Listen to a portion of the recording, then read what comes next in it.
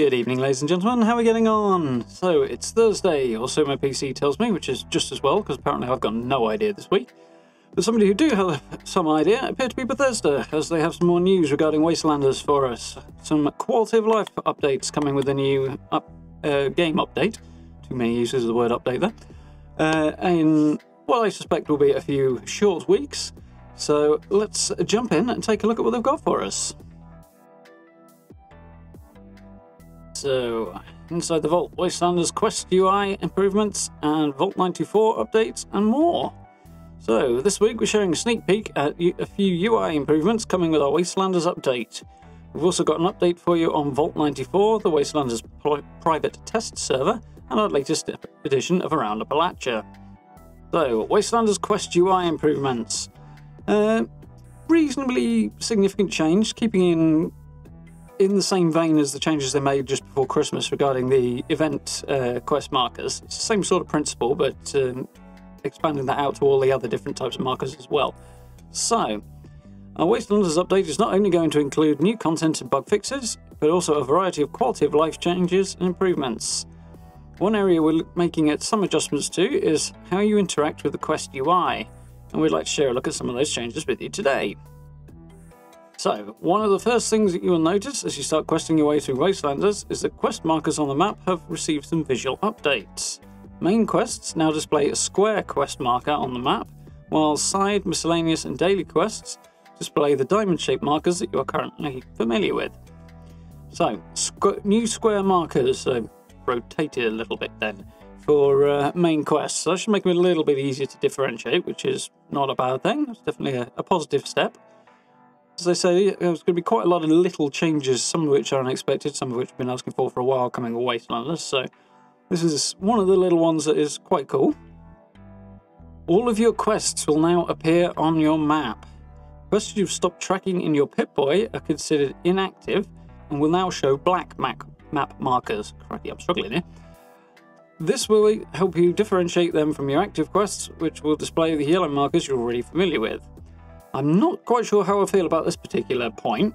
Having all your quest markers visible all the time is, I don't know.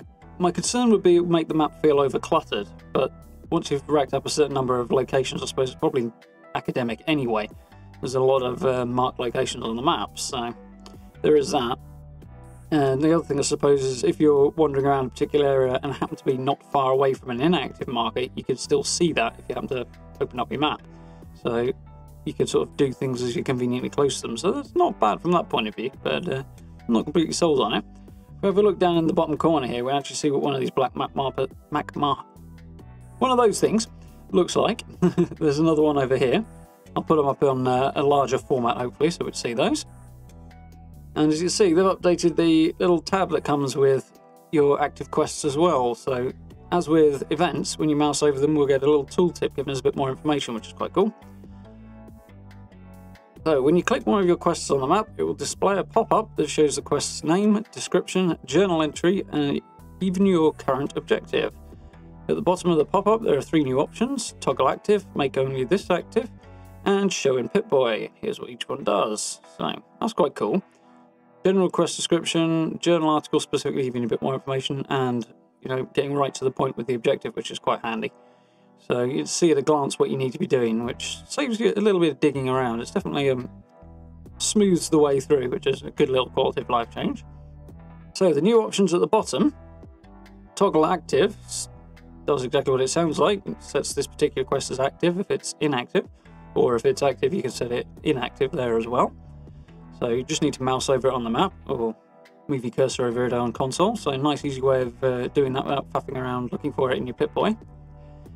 Make only this active, so if you've got a specific quest you want to focus on to the exclusion of all else, you can select this option and it will mark all the others inactive and just focus on the one you've got selected. And show in Pip-Boy is basically the reverse of the option that's in the Pip-Boy to show the quest on the map, so you can jump straight to the Pip-Boy and have a look at the details in there from the little tooltip, which is handy. Can't see that as being vastly useful. I think the other way around is probably more useful, which is why it's already in the game when it works. But it's nice to have it sort of a two-way thing anyway. Interesting little insight though is having a look at where the Wayward will be, which is exactly where we predicted from the previous picture, just the other side of the road from the overseas camp. That's the overseas camp there, and obviously it's just up from it. So right next to the bridge there. But nice to see how that's going to look on the map. Be interesting to see how many new locations like this we get popping up. Quite excited for that. So we've added several new options to the game's settings menu, which will allow you to have more control over which type of quest you'd like to be marked as active when they're added to your Pip-Boy, including main, side, miscellaneous, event, and daily quests. So you can just head into the game settings once Wastelanders comes out, and specifically set whether or not you want new quests to be active on pickup or not. So main quest, side quest, miscellaneous, event, and dailies. So that's pretty cool. I can see myself not marking miscellaneous ones as active. Most of the others, it's probably better, in my opinion, just to have them start out active and then disable them manually afterwards, and then at least you've got a look at them before you switch them off. So you've got some idea of what's going on. Otherwise, you might wind up with a Pip-Boy full of quests you don't know anything about.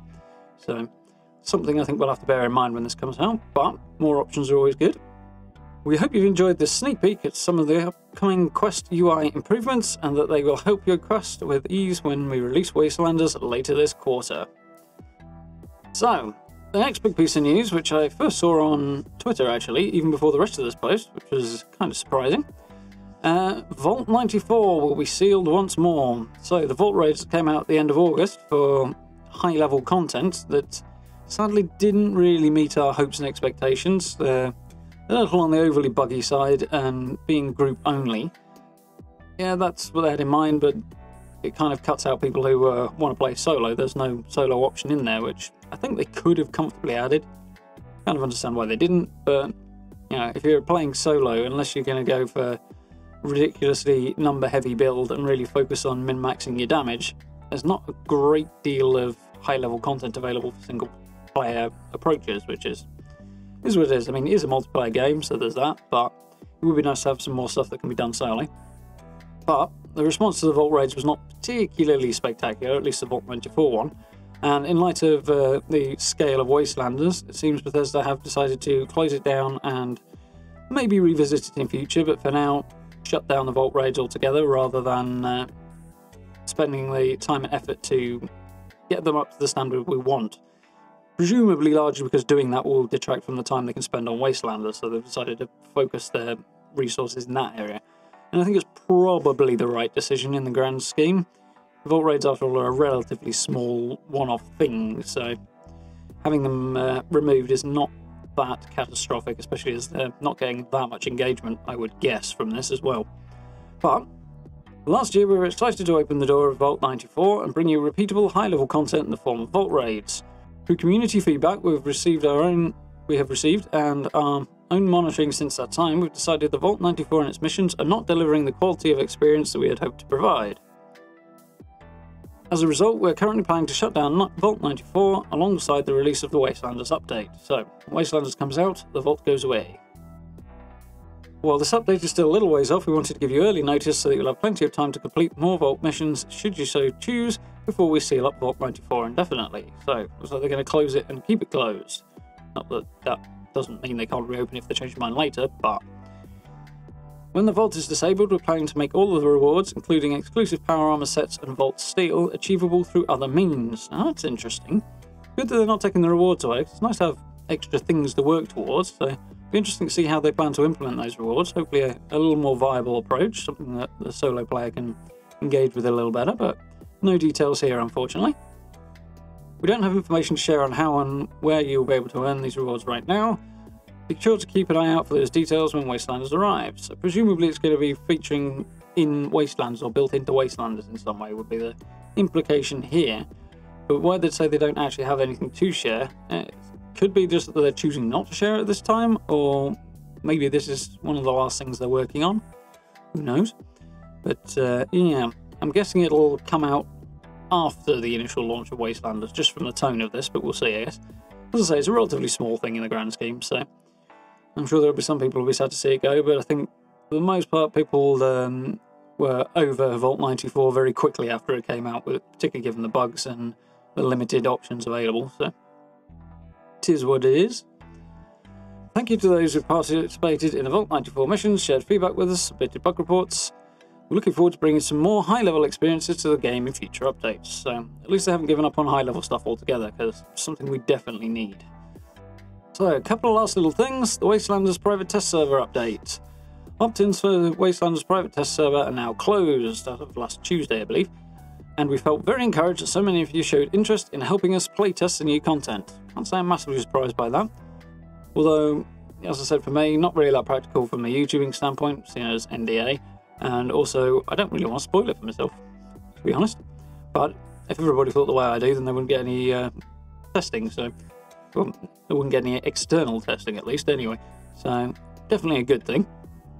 While we are only planning to invite a few hundred players at this time, we may expand on the number of invitations in the future depending on our testing needs. So, if you have applied and don't get in, you might get in later.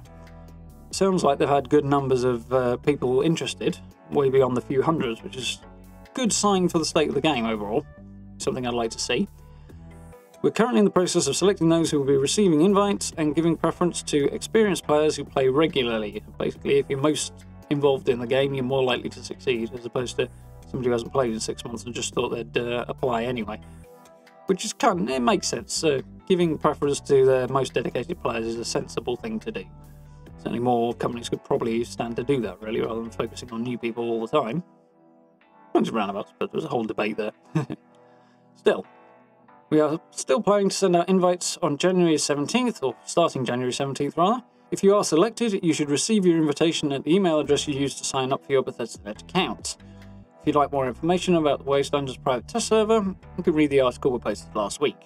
Kind of besides the point, since now that the applications are closed, but there it is if you want to do that.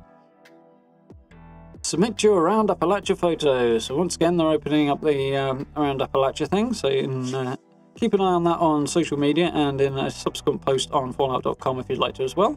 But if you consider yourself one of Appalachia's foremost photographers, it's time once again to submit your latest and greatest creations for a chance to be featured in the January edition of Around Appalachia.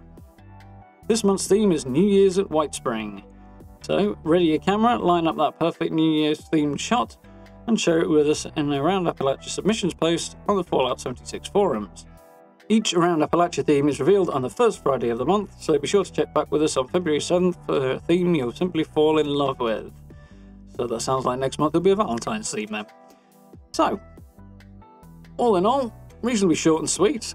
A couple of changes to the map interface for Wastelanders, or coming along with Wastelanders, give it a little bit more clarity and a little bit more detail, and allow you to access the details of your quests a little bit more easily. And Vault Raid is going away, which is probably not that surprising in the grand scheme. Good to see Bethesda choosing to focus their resources on Wastelanders, and at least they're being, direct and to the point, saying, look, we haven't really got the resources to fix this, put it the way you want, and it's not being engaged with, so we'll take it out and focus on something that might be engaged with. It's probably better for the long-term health of the game in that regard, seeing them removing Vault 94, so mixed feelings. It's unfortunate that this has had to occur at all, but they're probably dealing with it in the right way, I think, overall. And giving advance notice is probably a good thing as well. And of course, the other couple of bits and pieces as well. So, for now, I do hope you found that useful and informative. If you did, please do hit those buttons for me. It's always very, very much appreciated. Social media links down in the description as well if you want to catch up with me on Twitter, Instagram, or Facebook. And if you really want to support the channel and you're really enjoying the content, please do consider becoming a channel member as well. The support is very, very much appreciated. And you can find all the details down in the description and via the blue join button. Oh yeah, one other little thing that came out today is one of the games I've been looking forward to, aside from Fallout, is Cyberpunk 2077, and that's been pushed back all the way to September now on the release date, which is a little unfortunate, but as they've said since, day one, basically, you'll get it when it's finished, which is not unrelated to the other topic we're talking about today, so it is what it is, but it does mean some changes on the streaming schedule over the next few weeks, so I'm going to have to do some quick thinking and change my plan a little bit, seeing as Cyberpunk was kind of what I was aiming towards, at least in the short term, so now that it's considerably more long term, I'll have to rejig things a bit. But anyway, thank you very much for watching, hope you have a wonderful weekend, and I'll catch you very, very soon.